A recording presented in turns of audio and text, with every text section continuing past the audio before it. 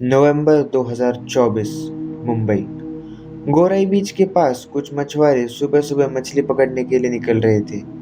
हवा में ठंड थी और समुद्र शांत था, पर अचानक उन मछुआरों का ध्यान एक गंदी बदबू ने खींच लिया। उन्होंने सोचा कोई जानवर मर के सड़ रहा होगा, इसीलिए वो मछुआरे उस जानवर को ढूंढने लगे। पर उतने में ही उन्हें मिले 4 पेंट के डिब्बे और प्लास्टिक बैग्स, जिसमें एक आदमी को छोटे छोटे टुकड़ों में काट के भर दिया गया था। उस बॉडी के हाथ पे एक टैटू था, जिस पे लिखा था RA। कौन था ये आदमी? किसने किया इस आदमी का ये हश्र? और क्या था ये RA टैटू का राज? आइए शुरू करते हैं आज का केस।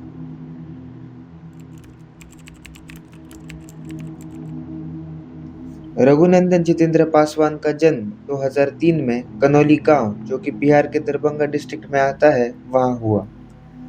रघुनंदन की फैमिली एक नॉर्मल सी फैमिली थी, पर वो लोग बैरली सरवाइव कर रहे थे।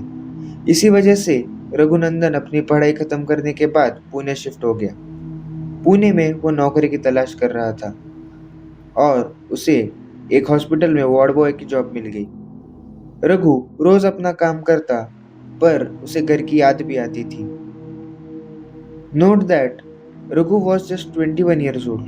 वो अभी बस एक बच्चा ही था, पर अपने पेरेंट्स और फैमिली को अच्छी लाइफ देने के लिए वो अब जी तोड़ के काम करता था।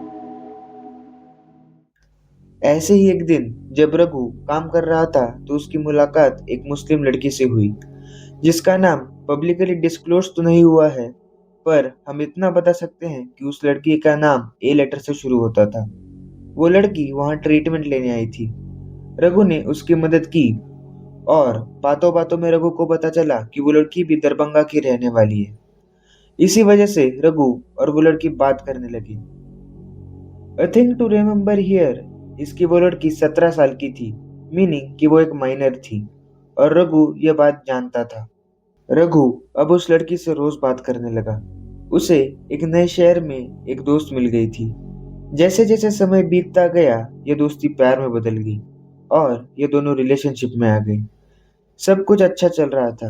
दोनों ओकेजनली चुपके मिलते, बातें करते, और जब मिलना पॉसिबल नहीं होता तो वो दोनों फोन पे चुपके बातें किया करते थे। एक दिन जब वो दोनों बात कर रहे थे, तभी उस लड़की के बड़े भाई ने उसे फोन पर बात करते हुए देख लिया। उस लड़के के बड़े भाई का नाम था मुख्तार। जैसे ही मुख्तार को पता चला कि उसकी बहन एक हिंदू लड़के के साथ रिलेशनशिप में है, मुख्तार ने उस लड़के का फोन अपने पास रख लिया और रघु को कॉल करके धमकाने लगा और डेथ थ्रेट्स देने लगा। रघु डर गया और उसने सारी बात अपने पापा को बताई। रघु के पापा उनके गांव के मुखिया के पास गए और मदद मांगी, और मुखिया जी को सारी बात बताई। मुखिया जी ने मुख्तार और उसकी फैमिली से बात की और यह वादा किया कि रघु और वो लड़की कभी बात नहीं करेंगे। और मुखिया जी ने रघु के पापा को हामी भी दी कि अब रघु सेफ है, उसे कुछ नहीं होगा। रघु के पापा ने रघु को बोला कि वो उस लड़की से दूर रहे और उसे भूल जाए और वापस पहले की तरह नॉर्मल लाइफ जीने लगे। पर रघु जो प्यार में पागल था, उसे यह बात पल्ले नहीं पड़ रही थी। इस इंसिडेंट के बाद रघु ने अपनी हॉस्पिटल वाली जॉब छोड़ दी और वो पुणे के एक प्राइवेट फर्म में काम कर रहा था, पर उसके जहन से वो लड़की मिट नहीं रही थी। दूसरी तरफ मुख्तार अपनी फैमिली और बहन को लेके मुंबई भाईंदर अपने भाई मोहम्मद सत्तर के पास रहने आ गया, ताकि वो अपनी बहन पे अच्छे से नजर रख सके, और उसने अपनी बहन का फोन अपने पास रख लिया था। मोहम्मद सत्तार वो मुख्तार का छोटा भाई और उस लड़की का बड़ा भाई था। वो मुंबई भाईंदर में मछली बेचने का काम करता था, पर सोर्सेज ये भी बताते हैं कि वो मुंबई में जाली शराब बेचता था। वो अपने जान पहचान वाले रिक्शा वालों की रिक्शा में शराब छुपा के मुंबई में स्मगल भी करता था। जब रघु को मोहम्मद के बारे में पता चला, उसने सोचा कि अब उसके पास एक अच्छी नौकरी भी है।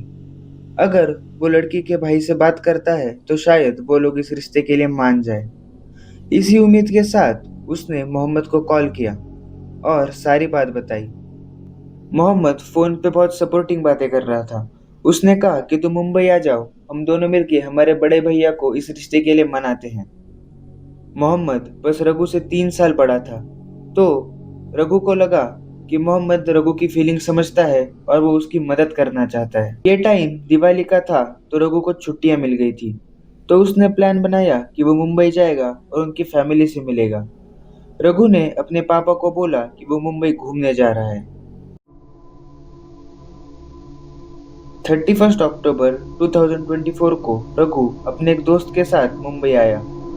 रघु जैसे ही मुंबई आया उसने अपने दोस्त को बोला कि मुझे कुछ काम है और मैं अकेला जा रहा हूँ। फिर रघु मोहम्मद को उसकी दुकान पे मिला और दोनों ने बातें की और मोहम्मद ने रघु को शराब पिलाई।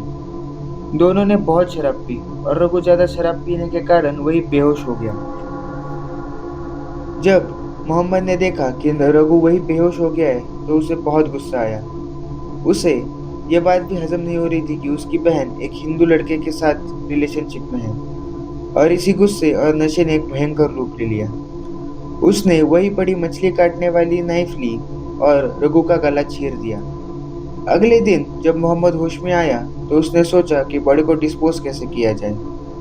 रघु की बॉडी भारी थी और मोहम्मद ऐसे ही बॉडी ठिकाने नहीं लगा सकता था।